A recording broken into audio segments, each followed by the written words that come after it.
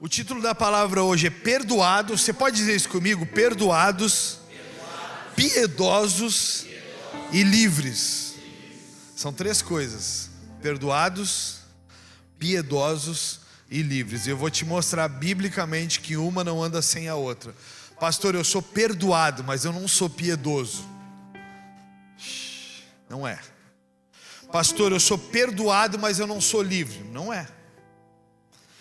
Pastor, eu sou piedoso, mas eu não perdoo. Tu não é piedoso se tu não perdoa. Amém?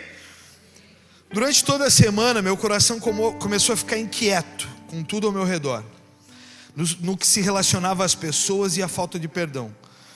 Durante a semana sonharam comigo que pessoas me procuravam para me pedir perdão e me mandavam cartas pedindo perdão. E quando eu ia ler as cartas das pessoas, quando eu abria as cartas para ler, as cartas molhavam e eu não conseguia ler o pedido de perdão dessas pessoas. Então o que literalmente era isso? Era um perdão da boca para fora, não era um perdão genuíno. Então durante essa semana esses pedidos de perdão chegavam e as pessoas, as cartas se apagavam. Eu também comecei a ouvir pregações e o tema das pregações que eu ouvia batia sempre na minha porta com o perdão. Então me perguntei, será que eu estou retendo perdão a alguém? Comecei a escrever uma carta de pedido de perdão a todas as pessoas que lembrei que me feriram. Durante a semana eu ouvi uma pregação que eu não lembro exatamente quem é que me mandou, mas eu acho que foi o Pepeto, do Hernandes Dias Lopes.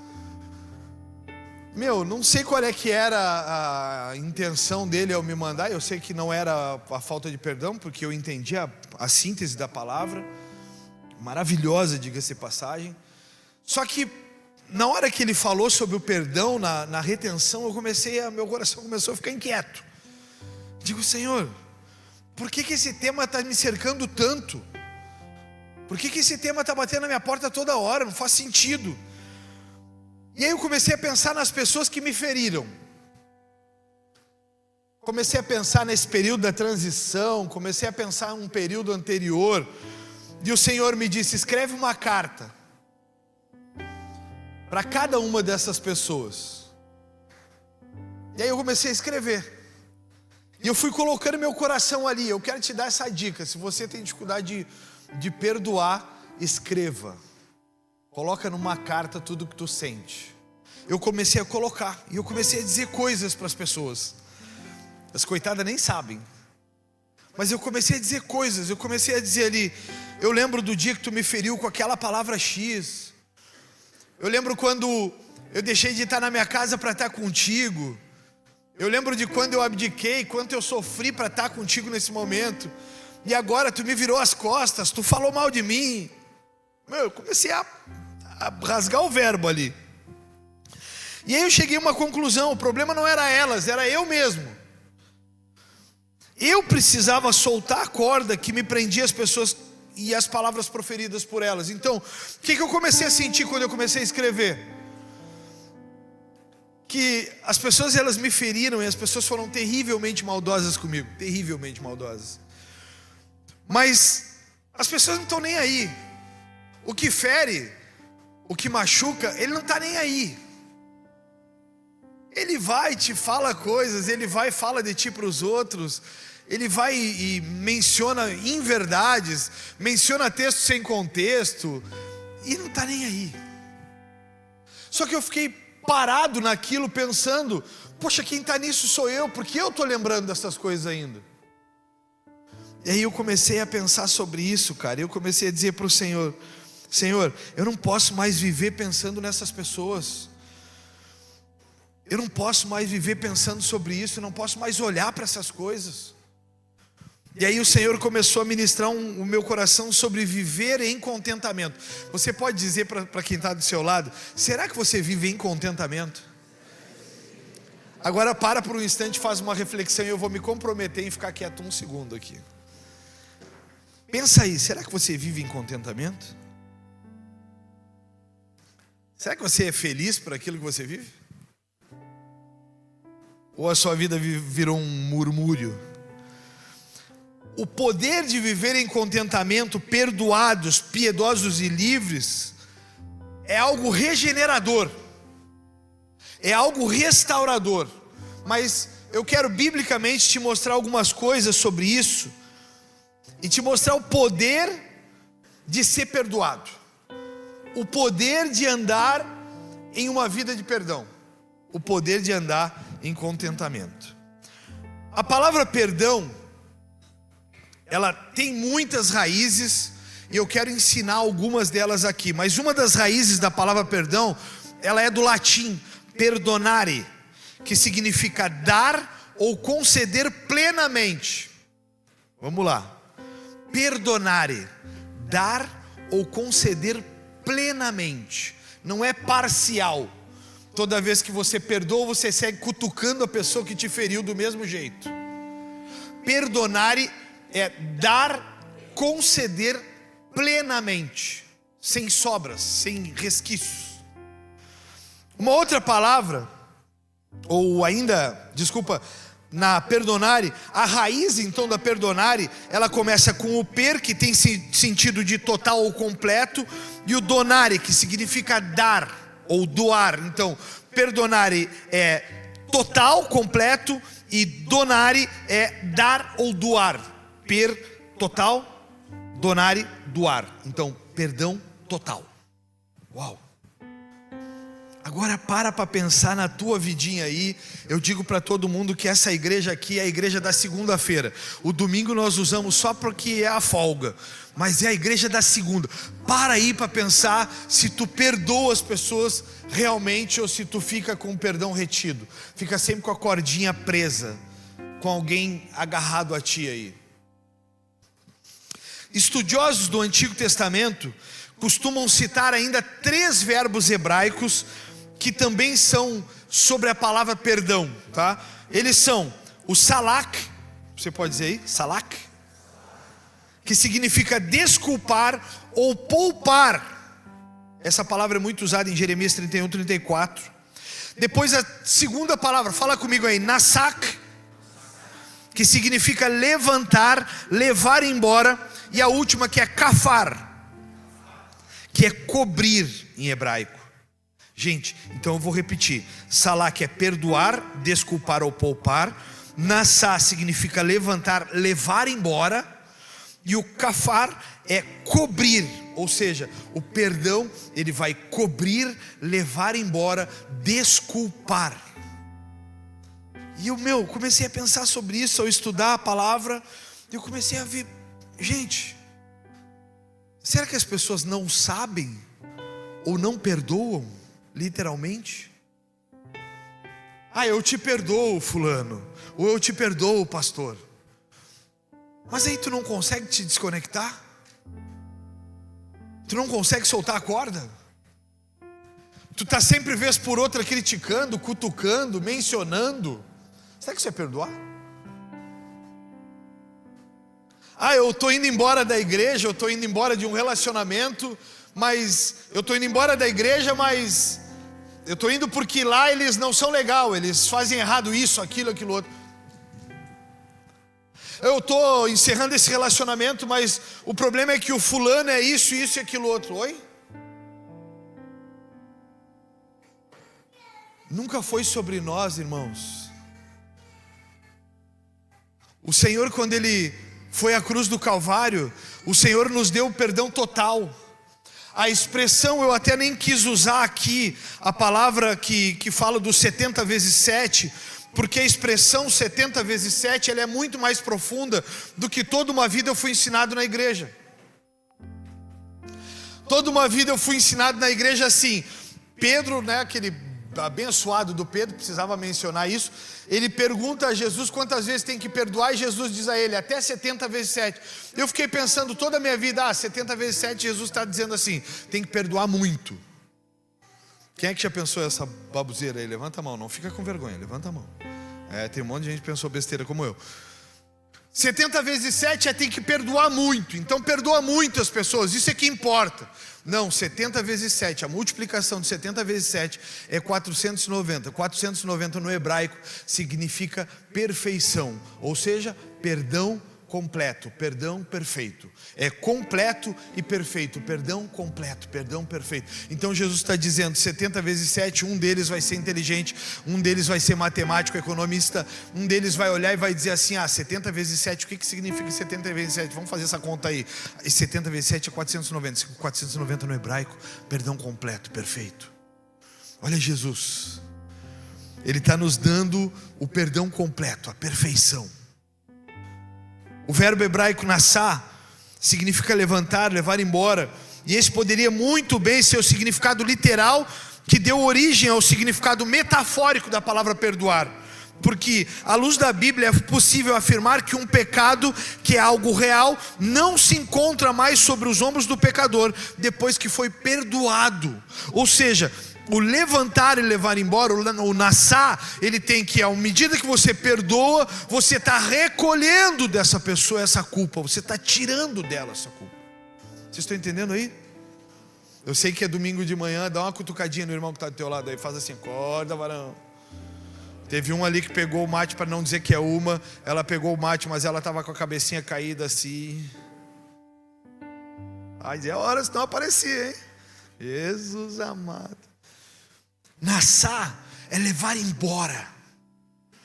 Nassá é não ficar o tempo inteiro. Pois é, mas tu lembra, né? Tu não esquece. Mas tu lembra o que tu me fez, né? Tu lembra quem eu sou, né? Tu lembra como eu era, né? Nassá, ele está dizendo, levo embora tudo. O outro verbo hebraico, que é o kafar, sugere a noção de cobrir, o que poderia indicar que perdoar é cobrir a transgressão, que é bem real no sentido de tirar do campo de visão. Ou seja, no kafar, tu está cobrindo, tu está tirando a transgressão fora, tu tira do teu campo de visão.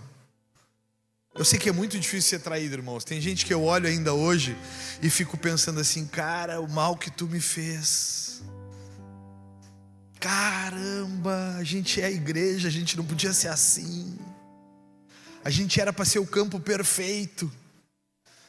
Sabia que quando nós fomos constituídos como para ser a igreja do Senhor, nós fomos constituídos para ser a noiva imaculada. Nós somos constituídos para ser uma noiva perfeita, adornada para o noivo.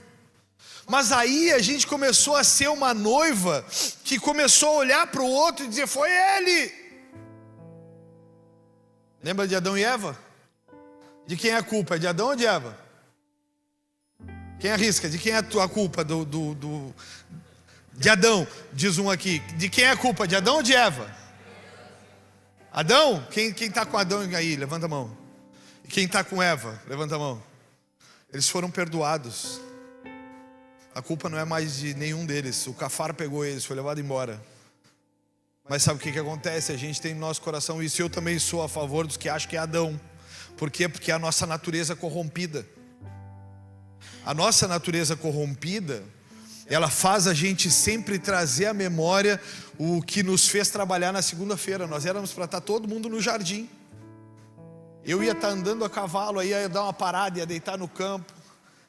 E como ele já tinha dado Eva para Adão, eu ia dizer, Lidiane, vem cá. Estou com fome. Eu odeio que me sirva, irmãos. Eu fico olhando para homens que a mulher serve, eu fico pensando,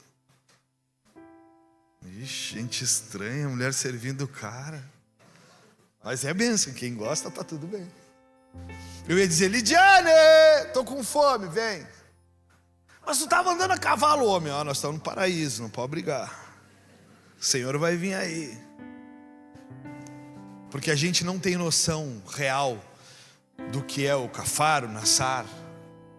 A gente não leva embora, a gente fica com aquilo registrado no livro das mágoas dos escardueles. Está registrado aqui no livro das mágoas dos escardueles que um dia 16 de setembro de 2025, tu falou tal coisa que me feriu. Oi, 490. Perdão completo, perfeito. Perdonare, kafar, nassá. perdão é liberar. O perdão é deixar a pessoa ir sem culpa. E aí eu quero convidar você a abrir a sua Bíblia de papel. Isso é natural nas Bíblias antigas, começa a cair o papelzinho. Colossenses 3,13, porque agora vai começar a apertar. Laírton, tu esticou o chiclete. 28 tu pisou na bola. 28 eu levei para fazer a introdução. Ai, Jeová, próximo ele vai pregar. Quem quer ver ele pregando aqui de novo, irmãos? Que benção esse irmão, né? Eu sabia quem eu estava colocando. E o neguinho gritão aqui? Ai, Jeová, quem quer ver ele pregar? Levanta a mão aí. Eu quero ver ele pregar também, prepara aí. Eu adoro dar oportunidade para as pessoas, irmãos. Eu não me preocupo se elas vão errar, se elas vão falhar, se elas vão desafinar. Eu adoro dar oportunidade, a igreja é o lugar da oportunidade. Colossenses 3,13, vocês podem ler em voz alta comigo? Sejam compreensivos uns com os outros e perdoem quem os ofender. Lembre-se de que o Senhor os perdoou, de modo que vocês também devem perdoar.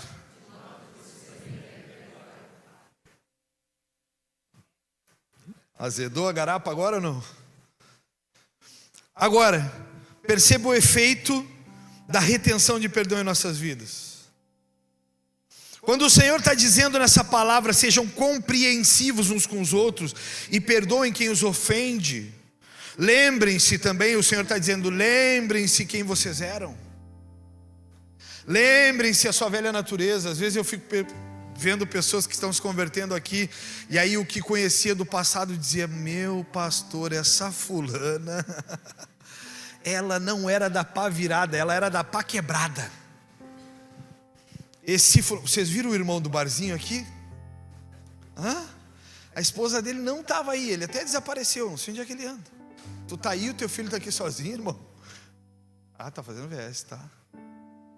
Vocês entenderam? Esse irmão, irmãos, antes de Jesus. Mas por quê?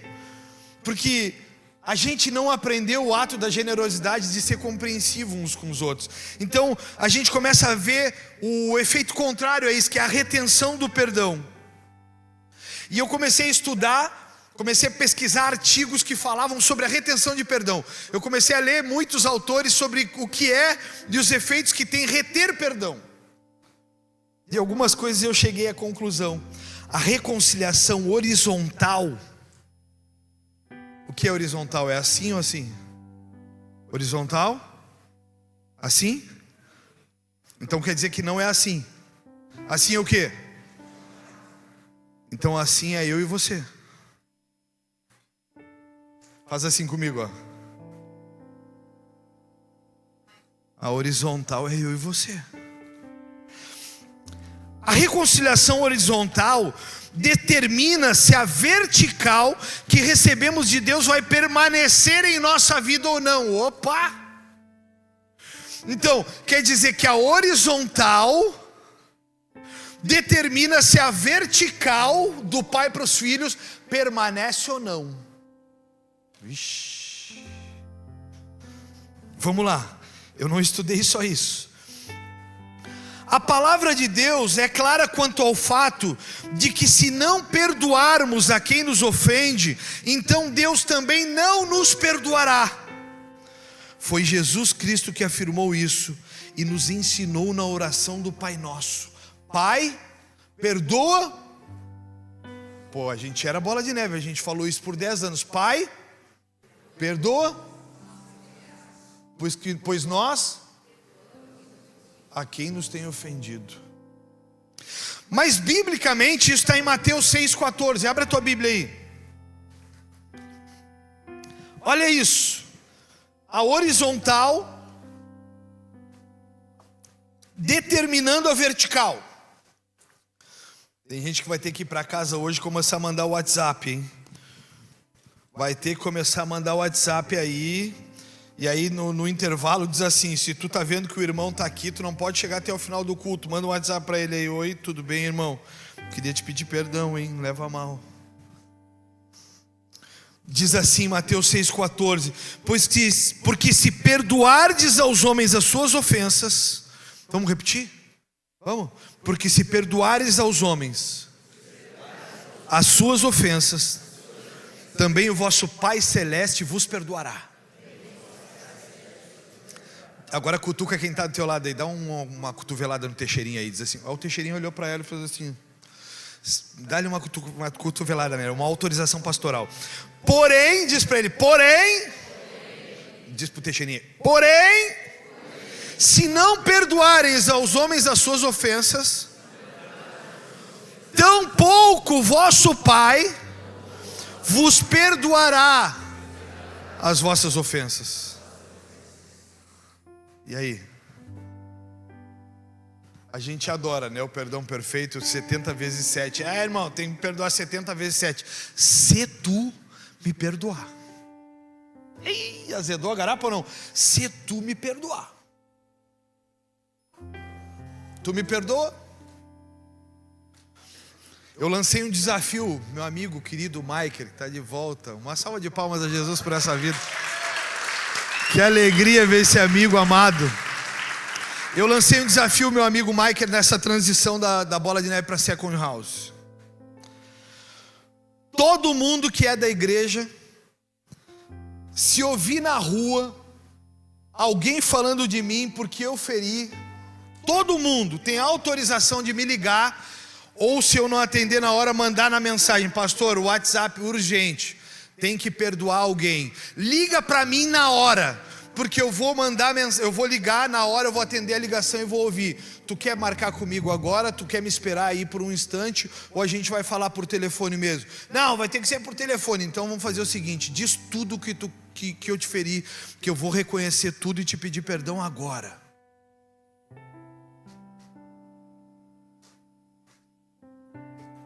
Como faz o apóstolo Géser, que vai estar aqui em março.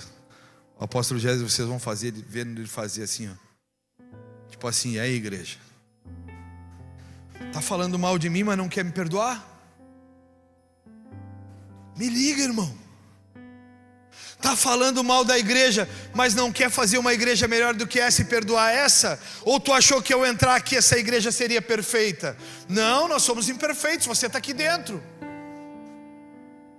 Então, a reconciliação na horizontal, ela determina a vertical. O problema qual é, pastor? Eu estou vivendo aflito, pastor. Eu estou tendo ansiedade, eu estou tendo crise, eu estou tendo isso, eu estou tendo aquilo, pastor. Eu não consigo dormir direito, pastor. Será que não é falta do perdão? Será que não está retendo de alguém? E o Senhor está cobrando a conta, porque as tuas aflições, elas vêm batendo na tua porta e fazendo assim: oi, tô aqui. Lembra que tu traiu o traidor? Tô aqui. Por quê? Porque a gente se torna crítico, porque a gente se torna acusador, porque a gente retém das pessoas o cordão. A gente está sempre com as pessoas presas a nós numa cordinha. Aí quando a pessoa quer se sentir perdoada, tu faz assim: opa, para aí que a vítima aqui sou eu, vem cá. Oi? Igreja, tá aqui, igreja? Olha para mim. Ó, aí tu pega a cordinha e tu puxa, vem cá. Não te esquece do que tu fez no verão passado. Isso é igreja? Isso é o povo de Jesus na face da terra? Irmãos, uma das coisas que a gente tem tentado aqui há anos, e é claro que esse nosso lado pecador nos atrapalha um tanto, é manter uma vida em que a nossa vida ela seja um referencial para as pessoas. Então a gente se preocupa com tudo. Estão falando de mim, para aí, eu preciso consertar isso. Errei em tal coisa, não, para aí, preciso consertar isso. A pessoa se feriu comigo com alguma coisa, para aí, preciso consertar isso. Então a igreja, ela começa a se tornar um modelo para a sociedade quando ela começa a pensar assim. Presta atenção. A igreja, ela começa a se tornar um modelo quando ela começa a olhar para dentro de si e não para dentro do outro. Ela começa a se tornar um modelo, porque ela começa a olhar para si e dizer assim: opa, para aí, mas tem coisa errada comigo, meu irmão. Coisa errada. Por que eu ainda estou com essa cordinha prendendo alguém? O ressentimento é o mesmo que você tomar um pouco de veneno diariamente, esperando que quem te magoou é que venha morrer. Você pode dizer isso para quem está do seu lado? O ressentimento é o mesmo que tomar veneno diariamente, esperando que quem te magoou é que morra. Não é uma bela incoerência? O ressentimento é isso. Fulano me fez, veneno. Fulano me enganou, veneno. Fulano me mentiu, veneno. Fulano me traiu, veneno. Fulano é isso, veneno. Aí eu que estou aqui, 99% das coisas que falo eu nem ouço, eu nem fico sabendo. Ou seja, tu está tomando veneno, achando que quem vai morrer sou eu. É uma bela incoerência. Sócrates disse uma frase que me chamou muito a atenção. Sócrates disse, o filósofo Sócrates disse o seguinte: só quem entende a beleza do perdão é que pode julgar os seus semelhantes. Vou repetir. Só quem entende a beleza do perdão é que pode julgar o seu semelhante. Transcrevendo, só quem sabe o que é ser perdoado sabe o que é estar no lugar de quem está sendo acusado. É assim, não é? Então a gente olha para isso e a gente diz o seguinte: caraca, eu sei que esse cara está sofrendo, vou perdoar. Eu sei que esse cara está vivendo, vou perdoar. Só quem entende a beleza do perdão pode julgar outro. O perdão, ele é libertador. O ressentimento é um veneno diário. Mas a segunda parte da pregação, que está no título como primeira, mas eu acho que com certeza eu devo ter passado para o Rafael errado, porque aqui no meu está perdoados, piedosos e livres. Passei errado, Rafael? É, passei? A culpa é minha. Só quem entende a beleza do perdão. Perdoa? Perdoado? Tudo certo. A próxima parte, ela fala sobre piedade. Porque também comecei a estudar isso durante a semana para conectar as coisas. Eu também comecei a cavocar artigo, pregação, para conectar as coisas. Porque não há perdoadores que não sejam piedosos. Não há homem e mulher de Deus que pode dizer, encher a boca e dizer assim: eu sou um homem de Deus, mas não é piedoso. Tu não é homem de Deus. Tu é uma fraude.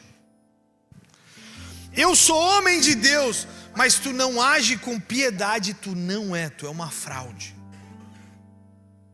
Pensando e sendo ferido pela acusação em minha própria vida, percebi que se eu não liberasse as pessoas que me feriram, eu estaria preso no cativeiro e eles livres em suas acusações. Mas como podemos perdoar ou liberar alguém do seu delito sem piedade e contentamento? O que eu comecei a perceber? E tem gente que fala que eu sou egocêntrico porque nas minhas pregações eu falo de mim. Quem fala de si só é testemunho, e quem fala dos outros, fofoca. É por isso que eu falo de mim. Porque eu tenho domínio sobre mim. E às vezes da Lidiane, e também já falaram que eu exponho muito ela. Então não dá para entender o povo, eu sigo sendo quem eu era e tá tudo certo, tá? Mas voltando, se eu quero ser livre de algo, se eu quero estar liberto de algo das pessoas, como eu posso estar retendo o perdão ou sendo impiedoso com as pessoas e deixando elas livres nas suas acusações e eu cativo a elas? E aí, na semana que passou, eu vi gente, eu não dou divulgação, eu não divulgo algo que eu não tenho plena convicção, tá? Eu não divulgo, eu não reposto nas minhas redes sociais. Vocês podem perceber que eu não faço defesa na minha rede social de partido político. Eu não faço defesa de político. Eu não faço isso. Na minha rede social, tu não vais ver, muitíssimo provavelmente, eu defendendo o Lula ou defendendo o Bolsonaro. Eu apoiando o Trump, eu não faço isso. Porque eu não sei, eu não tenho domínio sobre os dois lados das coisas. Então eu prefiro não opinar sobre o que eu não domino. Mas durante essa semana me chamou muito a atenção, porque eu vi a esposa do Charles Kirk. Quem sabe quem é Charles Kirk? Aquele cara que foi assassinado, é um dos grandes evangelistas, pregadores, um cara que falava, que combatia algumas coisas, que foi assassinado por alguém que é contrário àquilo que ele pensa. E até no Brasil tem um cara muito famoso aqui no Rio Grande do Sul, chamado Peninha. Vocês conhecem Peninha ou não? E o Peninha foi, assim, para não ser chulo, com a expressão do Peninha, ele foi muito mais do que um lixo de ser humano, defendendo a tese de que bom que morreu aquele infeliz. Olha isso, ser humano. Mas durante essa semana eu vi a esposa de Charles Kirk fazendo um dos atos de maior generosidade que eu pude ver na minha vida. Ela faz um vídeo em prantos, perdoando o assassino do marido. Então, diferente de outras pessoas que vão para a rede social para fazer um ato de julgamento, ou dizer como pode viver no mundo desse, isso é esquerda, isso é direita. Ela não, ela para na sua rede social e ela diz assim: eu quero aqui perdoar ao assassino do meu marido. Hoje eu sou viúva e mãe de 2 filhos.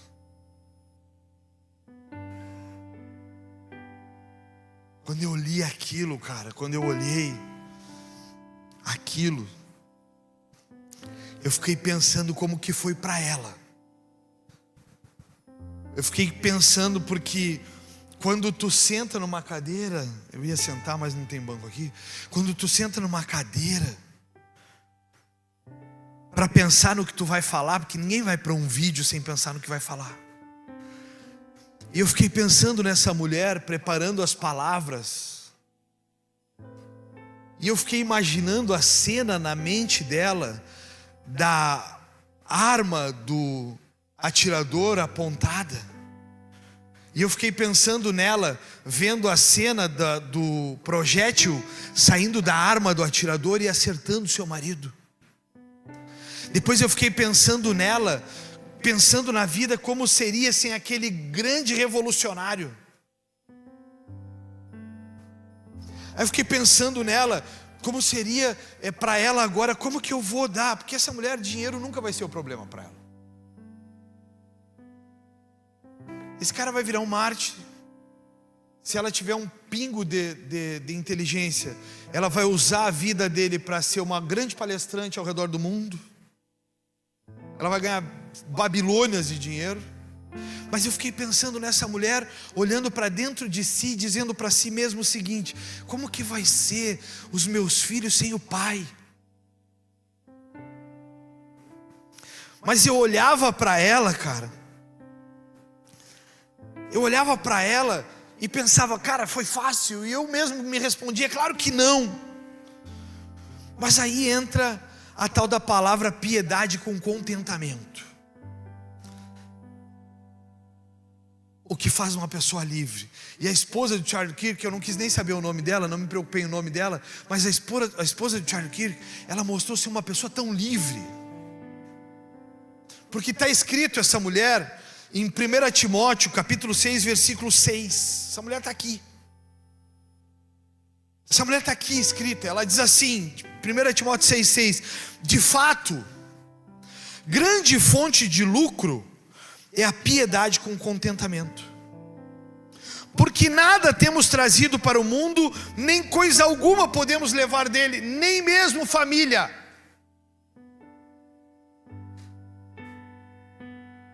nem mesmo família.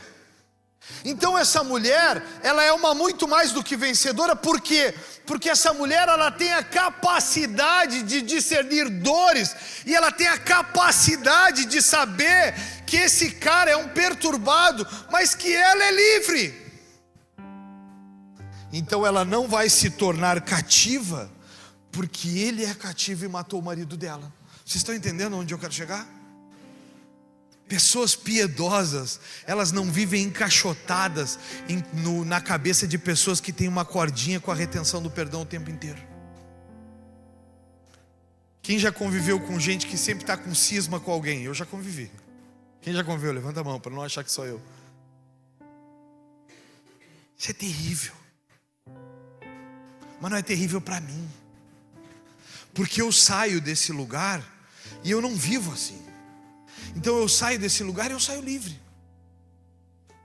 Mas me entristece porque a generosidade e a piedade, elas não permitem que a gente olhe para um pecador, para uma pessoa errada, e julgue essa pessoa como se fosse o fim. Não é o fim.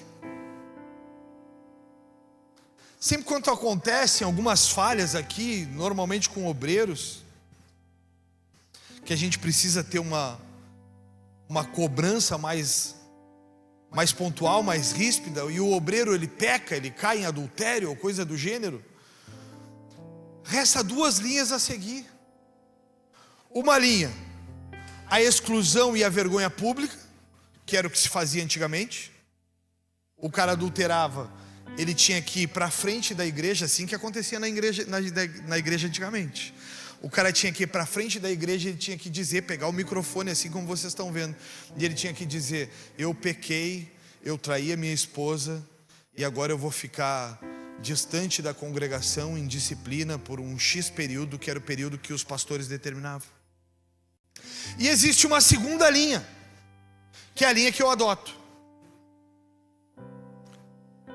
A segunda linha é: tu exorta,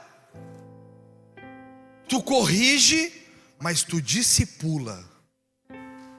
Tu ensina a pessoa a sair do caminho da transgressão, e tu faz ela entender o que cometeu. Um dia eu já estive nesse lugar, e foi muito duro para mim, mas foi muito pior para quem estava do outro lado. Foi muito pior. Foi muito pior. Eu vivia a vergonha pública, mas quem estava do outro lado viveu a traição, o engano, a rejeição. Só que os exemplos que a gente precisa levar é o das pessoas piedosas. Então o que a gente faz? A gente estabelece para essas pessoas um período de consagração, um período em que elas ficam separadas da exposição para a igreja, um período em que elas ficam sentadas, ouvindo, sendo cuidadas, geradas, amadas.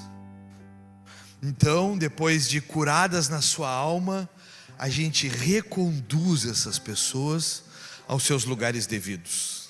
Porque eu não quero acreditar que a gente acha que Deus quer nos deixar envergonhados, separados ou humilhados. Não é isso, né? Então, a esposa do Charlie Kirk, ela fez o seguinte: ela olhou para o assassino, e deve estar doendo muito nela ainda hoje. Ela olhou para o assassino, e eu imagino ela fazendo esse diálogo com a mente dela. Ela olhou para o assassino e ela disse para o assassino na mente, estou conjecturando, tá? Ela olhou para o assassino e ela disse para o assassino na mente: tu não merece. Mas é que acontece o seguinte: eu estava presa quando eu estava sem Jesus. Eu estava cativa quando eu estava sem Jesus. Mas aí eu conheci Jesus. Eu era cativa à droga, eu era cativa à bebida, eu era cativa à crítica, eu era cativo a pensamentos destrutivos, eu era cativo a ansiedade, eu era cativo a depressão, eu era cativo ao medo.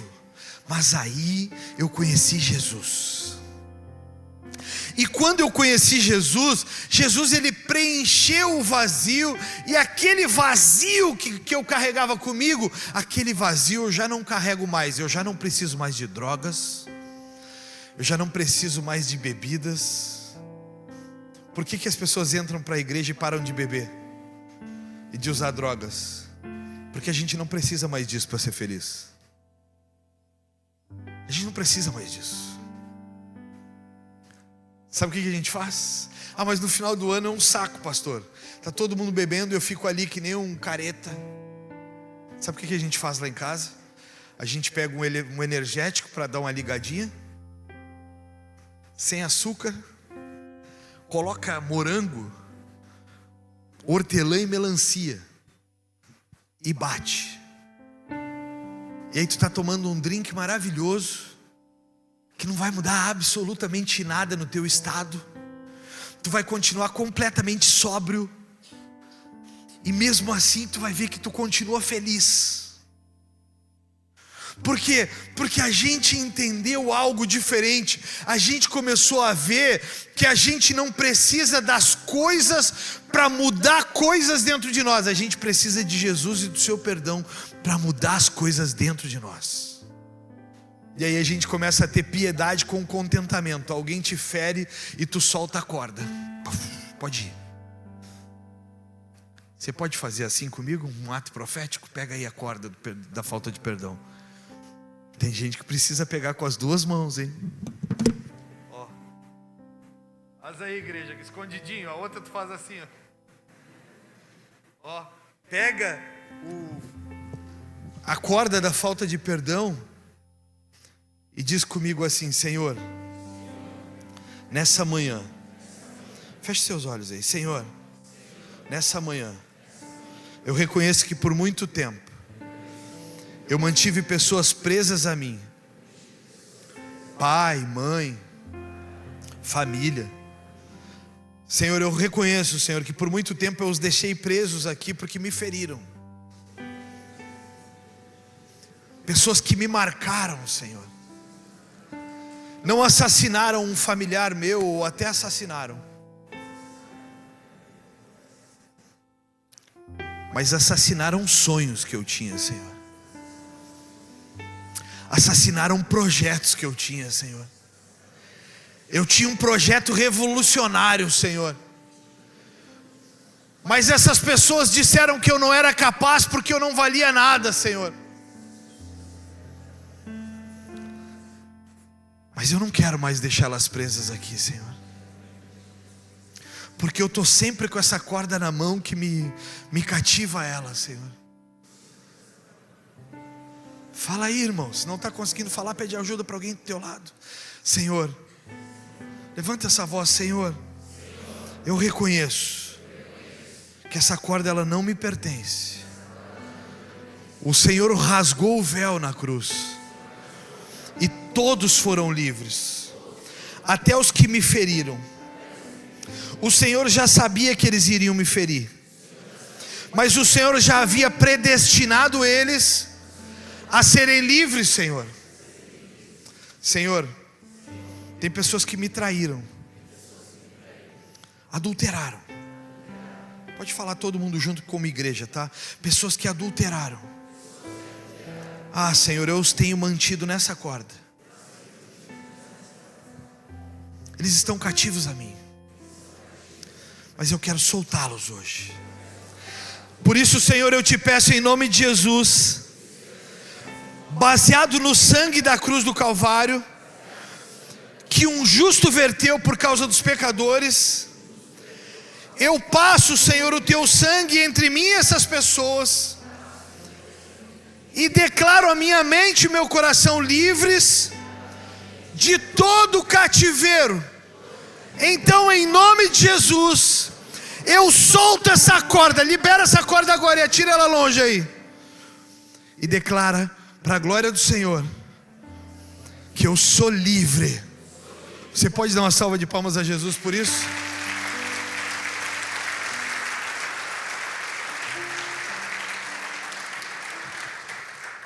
E aí a gente pode entrar para o último ponto, que é a liberdade.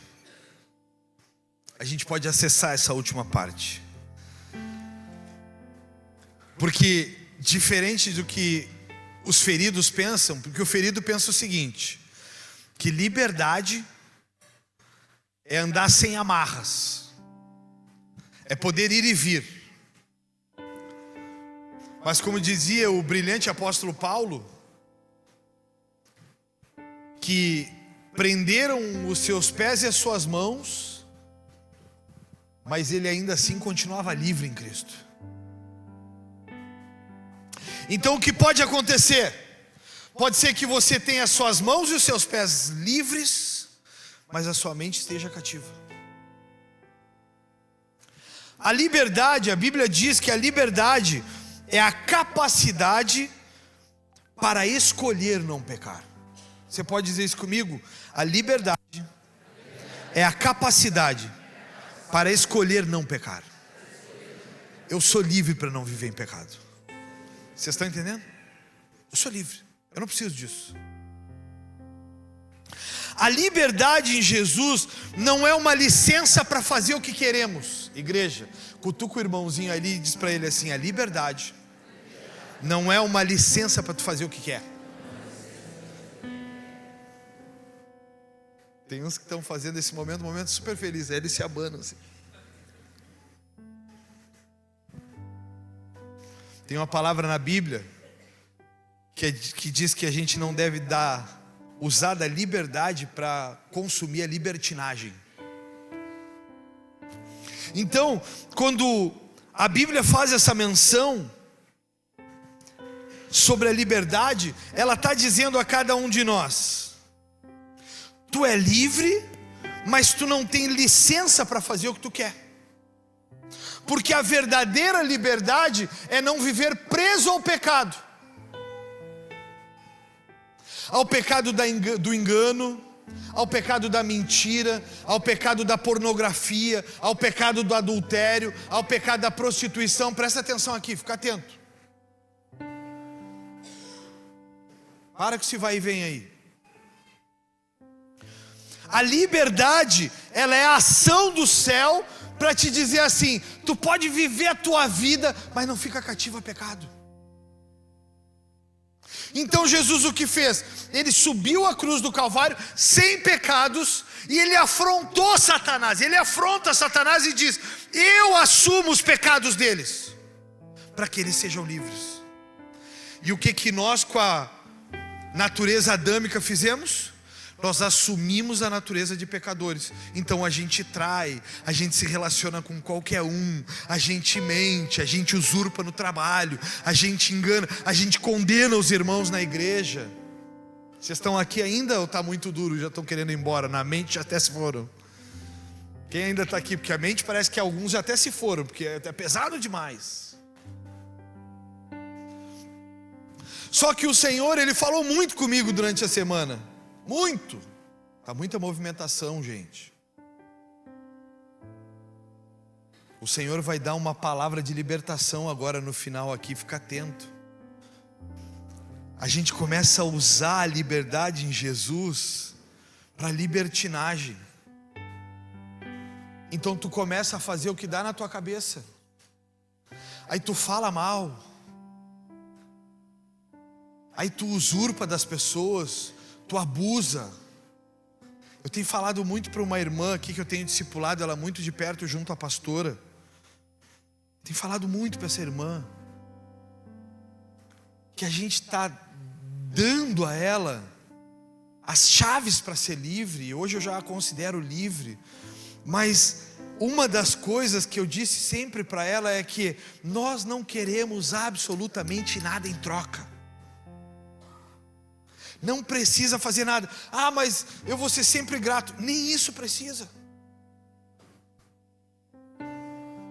Porque senão não é a liberdade de Cristo. Ah, pastor, tu vai ficar super feliz se ela virar as costas para ti. Claro que não. A gente é humano. Mas eu tenho dito isso rotineiramente para ela. A tua liberdade é saber que eu ainda sou livre para pregar Cristo todos os dias e as pessoas serem livres dos seus cativeiros. Essa é a minha liberdade. É saber que eu liberto pessoas do seu cativeiro.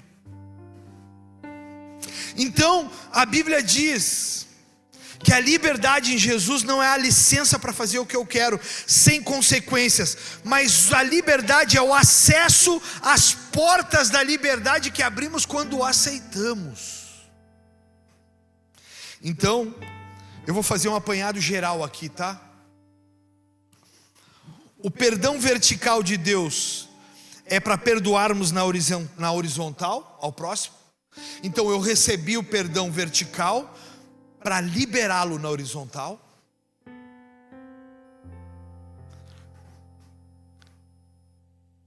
Fomos dotados de piedade por causa do grande amor de Deus por nós, e então agora nós somos livres. Então eu recebo o perdão da vertical, faço na horizontal. Eu sou dotado de piedade porque eu sei que eu fui perdoado, porque eu era condenado antes pelos meus delitos e falhas. Então eu sei que eu fui perdoado, eu não posso mais viver sem essa dimensão.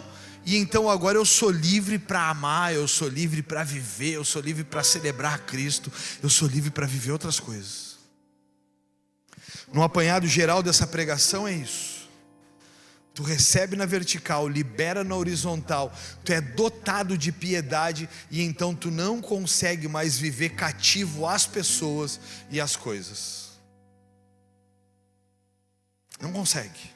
Ah, mas e o fulano, pastor? Que fulano, irmão? Tu ainda está falando nele? Ah, mas aquela situação, pastor. Mas que situação, meu irmão? Vamos orar por piedade e contentamento. Se tu perdoou essa pessoa, ela é livre. Libera ela. O que fazer então agora com essa tal liberdade, diriam os pagodeiros? Eu não vou cantar, embora que coçou aqui. O problema é o Ivan, é ele que traz essas memórias. O que fazer com essa tal liberdade dada a nós? Voltar a viver da forma que vivíamos? Não, precisamos andar em direção ao novo e não mais ser cativo às coisas que nos paralisavam. Pastor, eu ia na igreja, mas antes eu era assim. Tu não pode ser mais. Pastor, antes de conhecer a Cristo, eu era sanguíneo, temperamental, pastor. Era olho por olho, dente por dente. Então tu já sabe que agora não cabe mais. Pastor, antes de conhecer a Cristo, eu era uma pessoa muito raivosa, eu tinha raiva de todo mundo. Pois então agora não pode mais. Pastor, eu sempre fui uma pessoa que não levava... Tem um que está se acusando, está rindo para mim aqui, irmãos. Que não levava ofensa para casa, pastor. Ah, eu era macho. Otário. É a transliteração do macho. Agora tu não pode ser mais. Antes, pastor, se tu me feria, tu ia ver como é que era, pastor. Agora não posso mais. Agora eu sirvo ao liberto Jesus Cristo, que me libertou. Pastor, eu fui de uma outra igreja que as pessoas me feriram. Que bom que tu está aqui, irmão, porque aqui tu não vai ferir ninguém. Porque agora tu é liberto, né? Tu está aqui. Tu sabe que a gente é falho, sabe ou não sabe? Tu sabe, olha para o irmão que está do teu lado aí, Gê, olha para a Nath, sabe que ela é falha ou não? Mas tu sabe que tu é pior que ela. Essa é a base. A base é essa. Mateus, tu sabe que o seco é falho e que ele está ficando velho. Sabia? Não? Ixi, Mateus.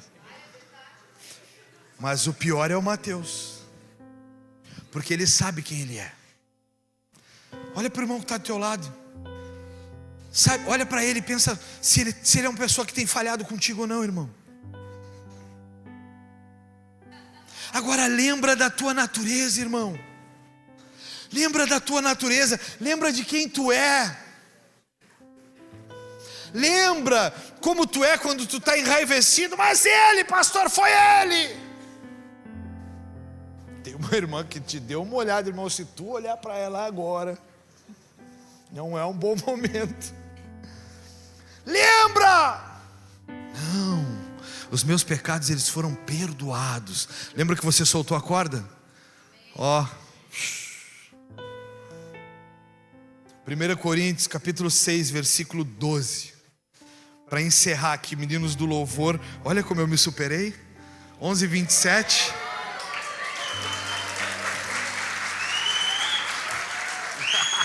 Ó, tem gente que está com fome aí já? Isso é falha de caráter. Tem um gordinho gulosinho na minha célula que levantou a mão. Sai! 1 Coríntios 6:12. Quem achou? Vamos ler junto? Vamos ler junto, libertos? Depois a gente vai cantar um louvor agora. A Sabrina, ela me condicionou durante a semana. Sabrina, para quem não sabe, é a cantora, dançora, como dizia a Bia. E ela é pregadora também, pastora vai ser também no futuro. E ela disse assim: tu não começa, pastor, hein? Te controla. Foi pior, porque agora eu estou com toda a corda e eu ainda tenho que ir para Rosário. Lê comigo aí em voz alta: todas as coisas me são lícitas, mas nem todas me convêm. Todas as coisas me são lícitas, mas eu não me deixarei dominar por nenhuma delas. Vamos transcrever? Eu posso fazer o que eu quiser, livre-arbítrio, mas nem tudo me convém fazer. Olha para quem está do teu lado e faz assim para ele, ó, com o dedinho. Ó, nem tudo te convém fazer. Todas as coisas me são lícitas, mas eu não. Levanta tua mão para o alto e diz assim: todas as coisas me são lícitas, mas eu não me deixarei levar por nenhuma delas. Eu sou livre, mas eu não vou usar a liberdade para dar espaço à libertinagem. Com isso eu te convido a ficar em pé. Fica aqui comigo ainda. Umas pessoas estão presas a bebidas, e eu quero que você vá se identificando aí. Eu quero que você vá se identificando junto comigo aqui, porque eu vou fazer uma oração de apelo, e nós vamos até 12:15 orando, para vocês não se acostumarem mal agora. Umas pessoas são presas à bebida, só são felizes bêbados. Outras pessoas estão presas na mentira. Outras pessoas estão presas na falta de perdão. Outras pessoas estão presas na falta de domínio próprio. Outras pessoas estão presas na maledicência, falam mal dos outros. Outras pessoas são cativas ao roubo, roubam 10, 100, 1000 mais. Outras pessoas estão presas à falta de domínio próprio. Outras pessoas estão cativas à falta de mansidão. E aí eu queria muito que você fechasse os seus olhos por um instante, para você se enxergar. Enquanto isso, eu encerro com uma frase do Mahatma Gandhi, que diz o seguinte: a prisão não são as grades, e a liberdade não é a rua.